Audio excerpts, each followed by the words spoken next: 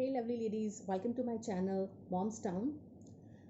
Friends, हमने अक्सर देखा होगा कि अगर हमारे घर में बच्चे हैं तो वो कुछ गाढ़ा गाढ़ा कर्ड जैसा या पनीर जैसा स्पिट अप करते हैं, निकालते हैं अपने मुंह से या वॉमिटिंग करते हैं। तो आज का मेरा वीडियो का टॉपिक इसी पे है कि जो बच्चा है उल्टी क्यों करता है और इसको हम अपने होम रेमेडीज़ से कैसे सुधारें। तो दोस्तों, ये वीडियो शुरू करने से पहले मैं आपसे गुजारिश करूंगी कि अगर आपने मेरा ये चैनल सब्सक्राइब नहीं किया है तो प्लीज़ ये मेरा चैनल सब्सक्राइब कीजिए और बेल आइकन पे आप ज़रूर प्रेस कीजिए ताकि मेरे हर एक वीडियो के आपको लेटेस्ट अपडेट मिलती रहे। और लाइक बटन पे हिट करना ना भूलें और कमेंट प्लीज़ करते रहें। तो दोस्तों, आइए हम शुरू करते हैं। तो सबसे पहले हम जानेंगे कि बच्चा जो स्पिट अप करता है वो क्या है। तो जो बच्चा स्पिट अप करता है वो कर्ड जैसा, पनीर जैसा या गाढ़ा दूध। आप अगर बच्चों को दूध पिलाते हैं और बच्चा अगर स्पिट अप कर रहा है या वॉमिटिंग कर रहा है तो आप इजीली डिफ्रेंशिएट कर पाएंगे। आप देखेंगे कि अगर वो दूध गाढ़ा है और पनीर जैसा है, कर्ड जैसा है, तो इसी को हम स्पिट अप कहते हैं। और या हम कहते हैं कि बच्चा गाढ़ा गाढ़ा कुछ मुंह से निकाल रहा है या उल्टी कर रहा है। और दूसरा, अब हम जानेंगे कि बच्चा स्पिट अप या वॉमिटिंग क्यों करता है। तो फ्रेंड्स, ये बहुत ही नॉर्मल है।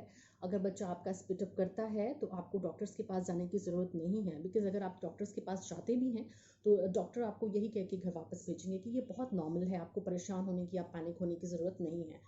तो दोस्तों, आपको पैनिक नहीं होना है, बस कुछ चीज़ों का ध्यान रखना है जो मैं आपको बताऊँगी। बिकॉज़ बच्चों का क्या होता है कि बच्चा स्पिट अप इसलिए करता है, बच्चों का जो डाइजेस्टिव सिस्टम है वो मैच्योर नहीं होता, वो डाइजेस्ट नहीं कर पाते हैं अपना दूध जो आप उनको देते हैं। तो इस वजह से बच्चा जो है वॉमिटिंग या स्पिट अप करता है।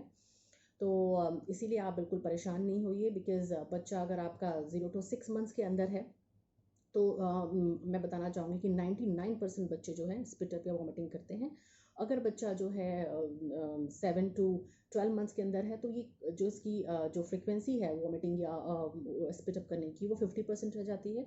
और 1 साल के बाद तो ये 5 या 10% बच्चों में ही रहता है। तो आपको ये बिल्कुल परेशान नहीं होना है।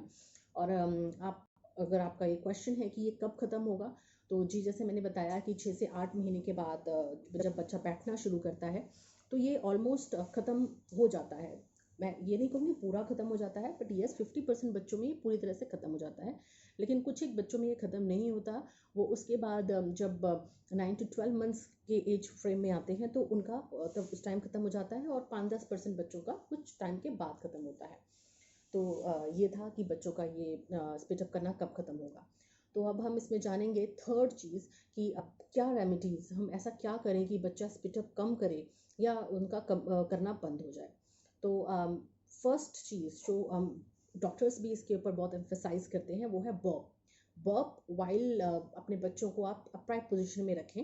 जब भी बच्चों को आप दूध पिलाएं, अपना ब्रेस्ट मिल्क पिलाएं या आप फॉर्मूला मिल्क पे बच्चों को पिला रहे हैं, बॉटल फीड कराते हैं, नो प्रॉब्लम, एब्सोल्युटली फाइन।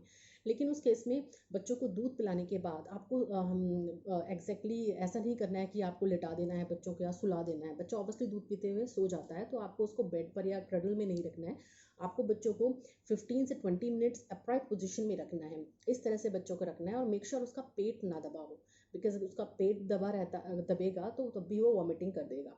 तो आपको अपराइट पोजीशन में ऐसे रखना है, उसको हल्की हल्की थपकी देनी है और 15 to 20 मिनट्स तक देनी है। तो अगर आप उसको ऐसे धीरे धीरे अपराइट पोजीशन में रखेंगे तो उसका खाना डाइजेस्ट होना शुरू करेगा और जैसे उसका खाना डाइजेस्ट होगा वो बर्प करेगा। तो ये एक इंडिकेशन है कि अगर बच्चा बर्प करता है कि उसका खाना डाइजेस्ट हो गया। तो उस केस में आप निश्चिंत रह सकते हैं। तो अगर आप उसको हमेशा दूध पिलाने के बाद बर्प कराएंगे तो उसका बहुत कम, या आप कह सकते हैं स्पिट करना 50% या 80% कम हो जाता है।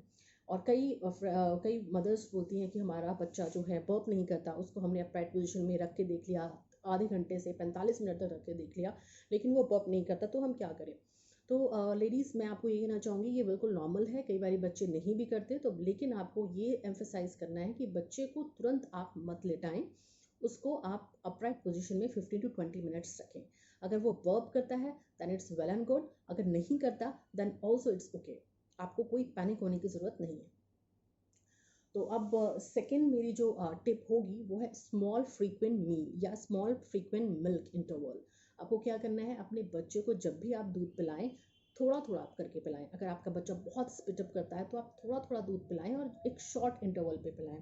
बिकॉज डॉक्टर्स कहते हैं कि जब आपका न्यूबॉर्न बेबी रहता है तो उसको हर 2 आवर्स के अंदर फीड कराने को कहते हैं। तो इट्स फाइन, आप 2 घंटे के अंदर अगर आपका बच्चा ज़्यादा स्पिटअप नहीं करता तो आप 2 घंटे के इंटरवल रख सकते हैं, कम दूध पिलाएं। लेकिन अगर आपका बच्चा बहुत स्पिटअप करता है, वॉमिटिंग करता है, तो उस केस में आप 1-1.5 घंटे का जो है इंटरवल रखिए और बच्चों को बहुत थोड़ा थोड़ा दूध पिलाइए ताकि उसका जो दूध है वो जल्दी डाइजेस्ट हो जाए, बहुत आसानी से डाइजेस्ट हो जाए, तो वो स्पिटअप नहीं करेगा। तो ये थी मेरी सेकंड टिप। तो थर्ड टिप फ्रेंड्स मेरा ये है कि आपको अपने जो बच्चा जैसे आपका वॉमिट करता है तो उस पैटर्न को आप रिकॉर्ड करें। यानी कि बच्चा आपका अगर दूध पीने के बाद अगर उसको आपने लिटा दिया या सुला दिया उसके बाद वो कर रहा है तो आप वो भी नोट करें। अगर बच्चे ने फॉर्मूला मिल्क लिया है उसके बाद वो कर रहा है स्पिटअप या वॉमिटिंग कर रहा है, वो नोट करें। या बच्चा दूध पीने के बाद तुरंत खेलने लग जाता है तब वो स्पिटअप करता है, तो वो आप नोट करें। तो अगर आप पैटर्न को रिकॉर्ड करेंगे तो उससे आप जान पाएंगे कि बच्चा क्यों वॉमिटिंग कर रहा है और उसको आप सुधार पाएंगे। तो ये थी मेरी थर्ड टिप। तो ये तो मैंने बताया कि क्या रेमेडीज़ आप कैसे बच्चों में स्पिटअप या वॉमिटिंग करना कम कर सकते हैं। तो और थर्ड चीज़ हम इसमें ये डिस्कस करेंगे कि अगर बच्चा स्पिटअप करे तो किस केस में हम डॉक्टर्स के पास जाएं, क्या रेड फ्लैग्स हैं जो हम उसको देखें और डॉक्टर्स के पास जाएं। तो पहला रेड फ्लैग तो फ्रेंड्स यही है कि अगर आपका बच्चा हर एक फीड के बाद स्पिटअप करता है और उसके पेट में मरोड़े जैसा होता है, वो बहुत इरिटेटेड रहता है, रोता है और फीड लेना कम कर देता है, तो इस केस में आप बिल्कुल डॉक्टर के पास जाएं। और दूसरे केस में क्या होता है कि अगर बच्चे ने दूध पीना ही बंद कर दिया है, वो दूध नहीं पीता है, तो आप उसमें भी जाएं, डॉक्टर के पास आपको बिल्कुल जाना है। थर्ड रेड फ्लैग ये है कि आपको डिफ्रेंशिएट करना है मिल्क की कंसिस्टेंसी पर। जैसे आप अगर ब्रेस्ट मिल्क देते हैं या फॉर्मूला मिल्क देते हैं तो आपको पता है कि कैसे मिल्क की कंसिस्टेंसी है, आप किस तरह का मिल्क दे रहे हैं। तो अगर बच्चा बिल्कुल मिल्क जैसा कुछ बाहर निकालता है तो उस केस में आपको बिल्कुल डॉक्टर के पास जाना है। लेकिन अगर आपका बच्चा गाढ़ा दूध बाहर निकालता है या कर्ड जैसा निकालता है या पनीर जैसा निकालता है तो उस केस में आपको परेशान होने की ज़रूरत नहीं है। तो ये थी मेरे आज के कुछ टिप्स और रेमेडीज़ और किस केस में हम डॉक्टर्स के पास जाएं। तो आई एम श्योर दोस्तों कि आपको कुछ ना कुछ थोड़ी बहुत हेल्प मिली होगी। तो अगर आप मेरे इस वीडियो को पसंद आपने किया तो प्लीज़ आप लाइक बटन पर हिट करना ना भूलें। मेरे चैनल को आप ज़रूर सब्सक्राइब कीजिए और टिल देन मिलते हैं नेक्स्ट वीडियो में। Thank you.